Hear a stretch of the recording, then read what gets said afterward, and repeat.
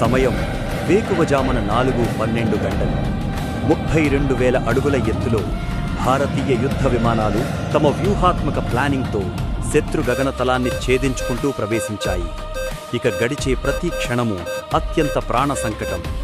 శత్రు రాడార్ వ్యవస్థలు ఆకాశాన్ని జల్లెడపడుతున్నా అత్యాధునిక ఎలక్ట్రానిక్ రక్షణ కవచాలు ఆ మిరాజ్ యుద్ధ విమానాలను శత్రువుల కంటికి చిక్కకుండా స్టెల్తీగా ఉంచుతున్నాయి.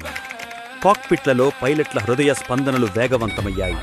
అది వెనుదిరగడానికి వీల్లేని నిర్ణయాత్మకమైన ఫైనల్ మూమెంట్స్.